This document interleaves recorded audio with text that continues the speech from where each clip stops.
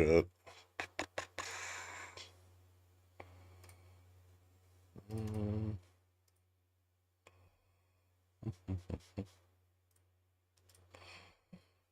So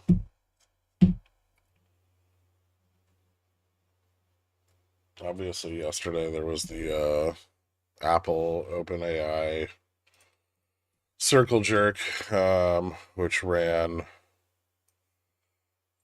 Nvidia up like $150 billion um, after agreeing to buy their own chips.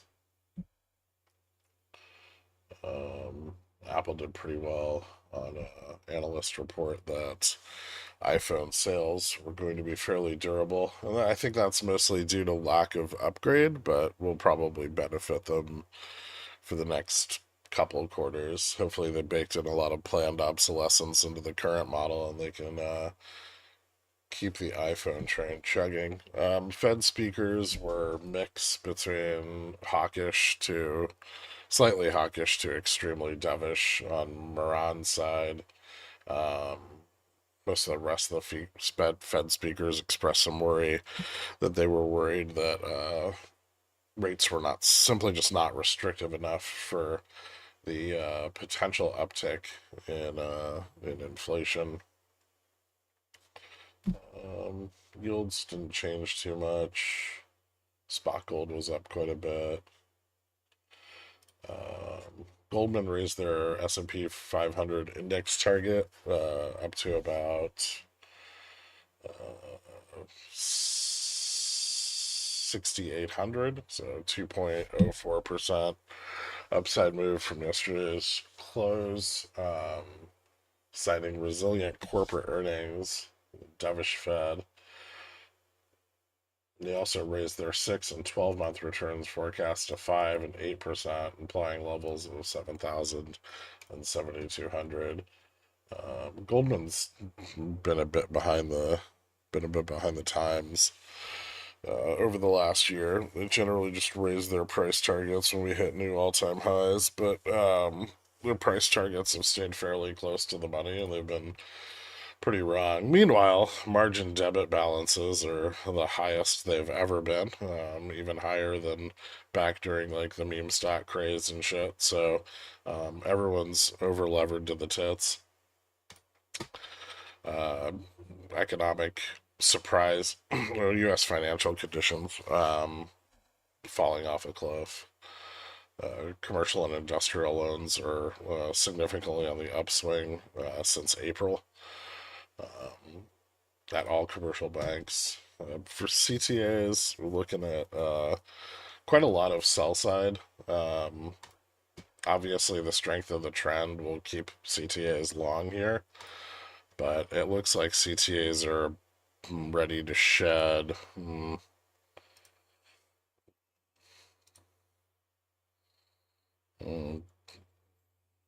like 200 and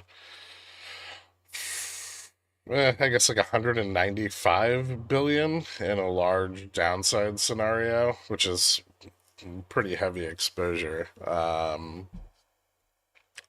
About 25 billion to buy side in an upside scenario.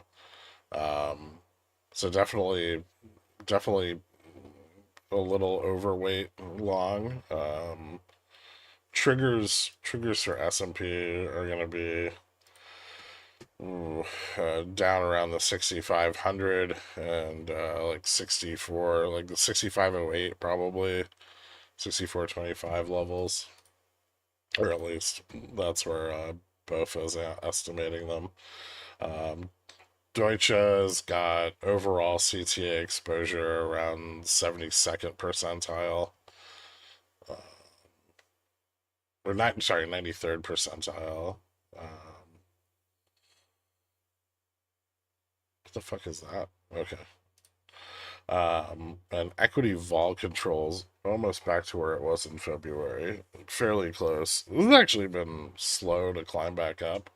If you guys haven't noticed, since April, VIX has remained fairly elevated, and options been a little bit more heavily priced, but here we are, and we're back at, obviously back at price levels where the initial exposure is no longer pertinent. So anything they had at like 3 months out to 6 months out in April is back out from underwater now. Um, I'll go to Gamma Strike. Could run through all the shit for today. Looks like right now, ES is trading at 66.93 SPX. So just like a couple ticks below yesterday's close.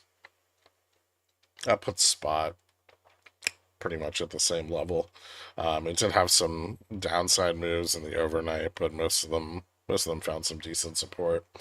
What we do have is a lot of positive gamma erosion to the downside of spot. There's not a lot of gamma support here.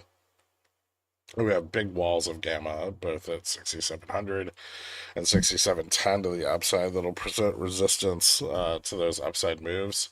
I would say that it's pretty likely that this fails. Obviously, there's going to be some support probably around 66.85 and then down at the 66.70 level. However, if they can get an open above 6,700, they may be able to leverage that up and push out to the upside where gamma falls off around 15-20. On all expirations, there's a little bit more positive gamma support down at 66.75, but it's still very low to the downside. And then, obviously, resistance at 6,700 is far more significant there. Delta into the back half of this week. We do have some upside delta, so a little less dangerous out here, although, again, probably hard to get over 6,700, 6,710. Positive delta to the downside, however, a lot of that falls off at 85. A loss of 85 could open maybe a larger move down and more momentum. But I could also see us just kind of stabilizing there, which kind of gives us like an intraday range between the gamma and the delta positioning between like 66.85 and 67.10. A breakout or a loss of either of those levels would open up a more significant move and probably see a spike in either spike in volatility. Charm for today.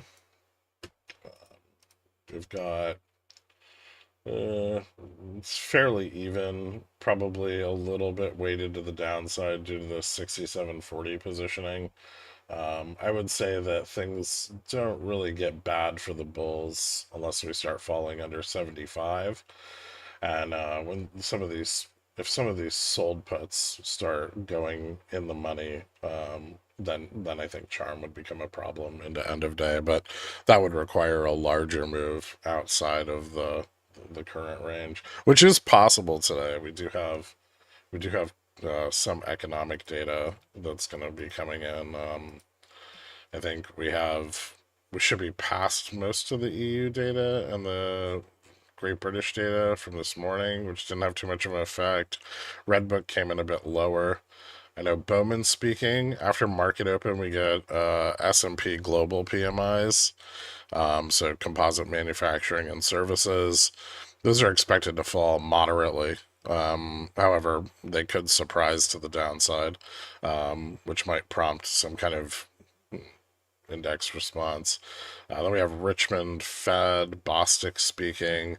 But the real important part of the day is going to be between like 12:35 and 1 o'clock, where we have Powell directly commenting on the economy and 2-year note auction, which I believe is the first 2-year note auction since the rate cut. So we get a little bit of an idea of where the bond market sees the longer end of the short end of the curve.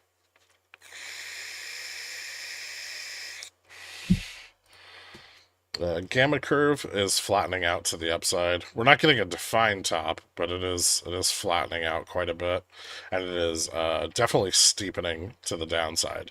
We have quite a little bit of a drop off in gamma between 66.70 and like 66.25, and then it smooths out a little bit so we get down here around 65.75, and then that steepens again down to like 65.20. So that's interesting. Also revealing kind of that in the money call erosion and sold put risk off. Sorry, I need water. Um, for dealer positioning, um, so we can take a look at SPXW first. We did close just slightly above Vega neutral yesterday, which moved up a little bit with spot. Not very much above it.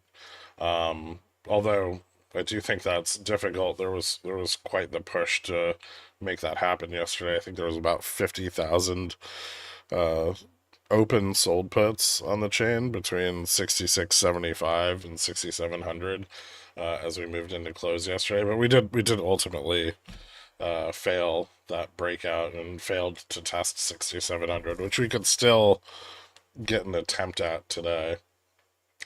I don't think we're going to see any substantial moves in volatility, at least until after Powell speaks, maybe into the end of day today as we approach the VIX expiration. But remember, those contracts, those AM expiry contracts now trade in the overnight session. I'm not sure if that's for just SPX AM contracts or if it's for the VIX contracts as well. But if it is for the VIX contracts, which I'll have to look up at some point today, then we may not see any kind of response to the VIX expiration until during the overnight session. However, volatility did stay elevated. It's down a little bit now, but it was up through most of the day yesterday, and VX was up through most of the overnight session as well. Um, Gamma neutral is still kind of rocketing towards spot, and that's really where we're seeing that in the money call positioning and out of the money sold put positioning fall off the chain. Gamma max still moving to the upside.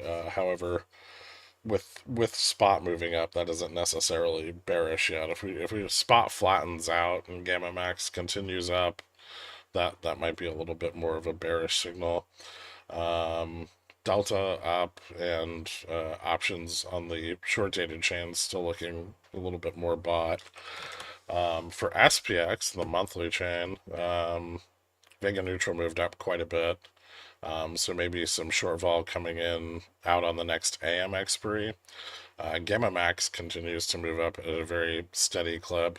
However, delta neutral still moving down, and gamma neutral not really following. We're getting too close to spot yet, keeping a decent amount of distance from VN. Options following the OPEX did not seem to have recovered very much. Total delta fell by about almost $1 trillion, and yesterday saw an uptick of about 100 billion. So about 1/10 of what was on the chain prior to the OPEX. And obviously, total gamma fell off, but not too much. Went from like 35 billion down to about half, so about 18 billion at close yesterday.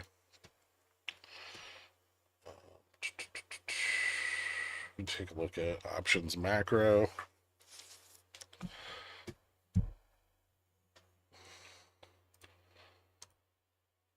We got a big drop off in put leverage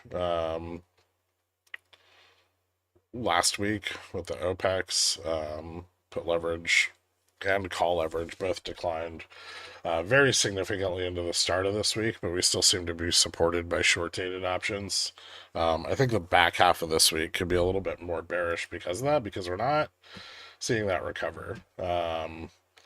Call leverage moved from a low of like 4.85 to 4.87 yesterday, which put leverage stayed flat day over day. So not a lot of interest in selling puts, not a lot of interest in buying more calls.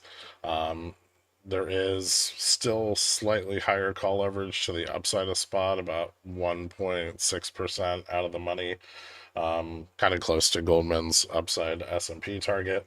However, with the drop off in call leverage below spot and the money calls, support is definitely a lot weaker, and the potential for gamma to go or delta to go up on a downside move for puts is quite high.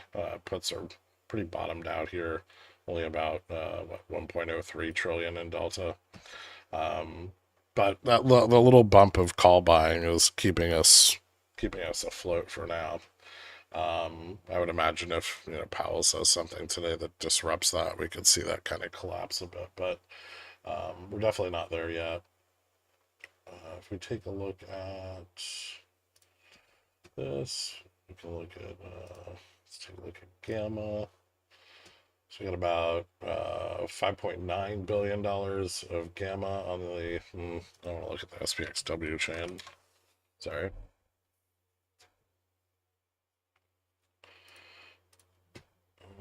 We got about 9.827 billion in gamma on the chain today, which obviously not as significant as the prior two expirations. Fairly low, but possibly enough to keep us pinned relative to the rest of the week. Gamma does fall off into Wednesday and Thursday, which opens up, it falls off quite hard into Wednesday and Thursday, which opens up a little bit more intraday range potentially, and then picks up again on Friday, which could kind of lock up price action. On the Delta side, just not much. Lower Wednesday and Thursday, higher on Friday, but pretty low today. And both of those lower enough than yesterday that we may get a little more intraday range, but we won't have that same. Obviously, we're not going to have that same overnight pump that we had last time.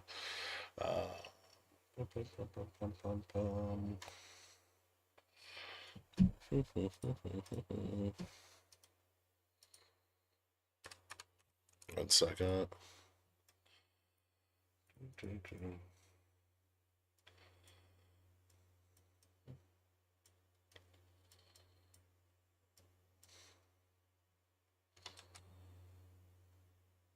Let's save this for something.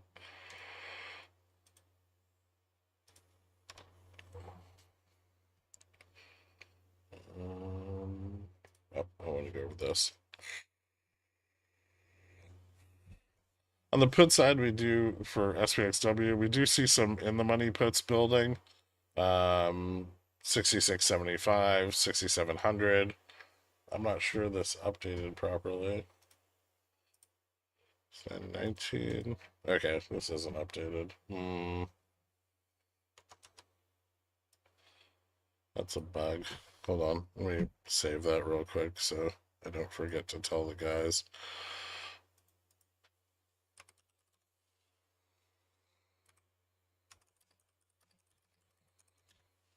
All right, we'll skip the OI for today. We can go back to volatility. So we got a 0.45 implied move for SPXW today. SPX, we got 6.7, so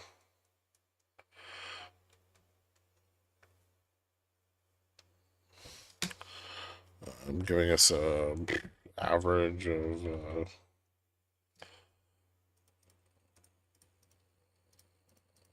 56.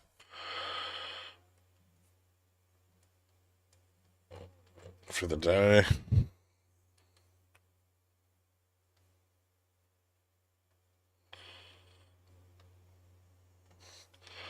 It does look like volatility is steepening a bit at the money to the downside. Picks up quite a bit on like losses of like 6,600. There's a fairly significant uptick in vol, kind of going all the way out to 4,000 where we start to see things shift a little bit. But at spot, still kind of flat. Definitely more volatility to the downside than the upside on SPX. For SPXW, We're still seeing some out of the money put buying. 61.75, 68.25. That might be just short put positioning closing. So 61.75.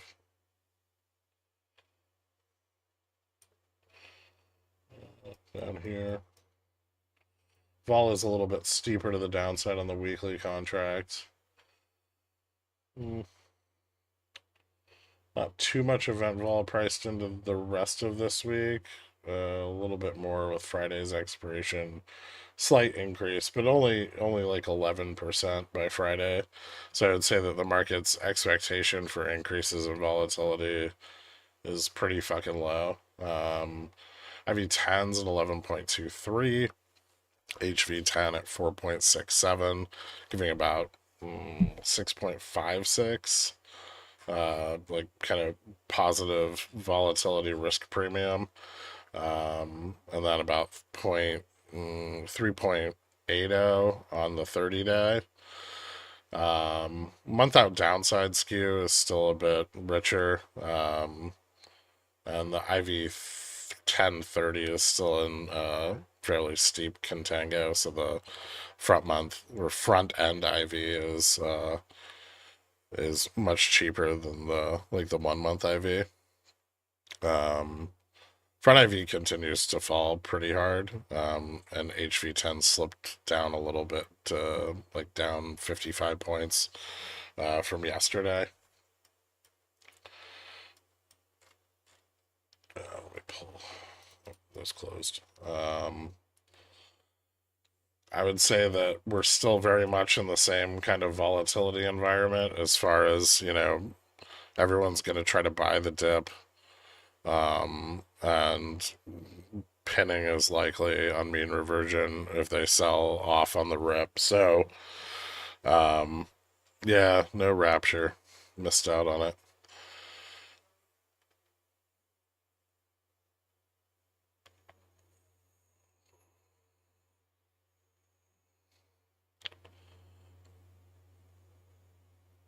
Mm, yeah, I would still watch for HV10 to increase. Otherwise, things look pretty fucking dull here. Um, not getting a lot of action. There's definitely downside exposure, and if we did fall out into where dealers are shorter gamma vega, things can get really slippery really fast. But we need something to drive that, and I think that is about it. So I'm going to pop up the live data, and then I know Powell's speaking. He's gonna have to say some really hawkish shit though. Like that was it. He doesn't want to cut again. Something real nasty. I want to pop up the live data for today, and then I'm going to real quick go make some coffee and breakfast, and I'll be back.